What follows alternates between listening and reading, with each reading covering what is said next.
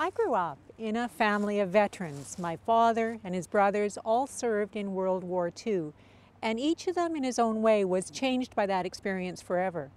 So for me, like millions of other Canadians, November 11th, Remembrance Day, has always been sacred.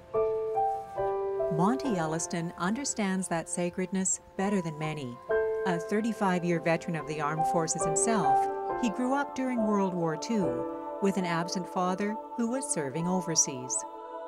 I didn't really understand at the time, but looking back, I see glimpses of what was going on at the time.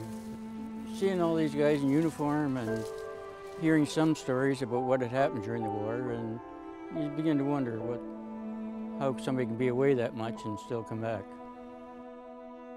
That was the question. How could anyone survive the situations that he heard the returning soldiers speak of?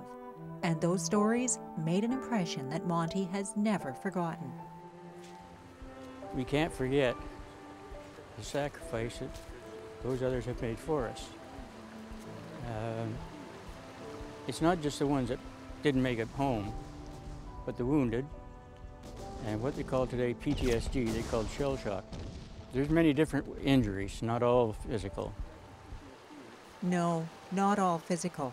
And maybe this is the heart of Remembrance Day, the meaning behind Lest We Forget, the memories of soldiers. War is not a game. It's not fun. It's and both sides, whether they're the enemy or not, there's suffering on both sides. The enemy has a family too. On the news even today, you see what's going on in other countries, and the innocents, the children and the wives and the mothers, completely innocent people that are being killed. It happened before, it's still happening today.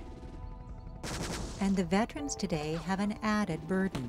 After the World Wars, the experience of returning soldiers was shared by entire communities, whereas today, the veteran is often isolated. The veterans coming back, like from Afghanistan and that, they're spread out. They're so few in numbers in comparison to the Second World War. And also the Korean War vets are the same way. There's so few of them in comparison to the Second War. In this town alone, I know of about 3 families. I don't know the families, but I know of about 3 of them that have sons that served in Afghanistan. And it's them, as well as the veterans of past conflicts, that Monty thinks of every November 11th as he watches young people file into the community center for Remembrance Day services. War is hell. It's not just a saying. But to know some of the hardships and maybe see that there is no fun in it, there is no glory in it. If you get put in the front line, it's not fun. And hopefully the young ones will see that the way of peace is the best way to go.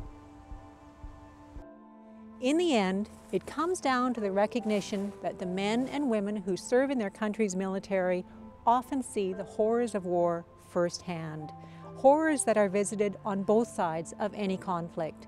And for this one day, we as a nation, as a people, agree that we will not turn our face away.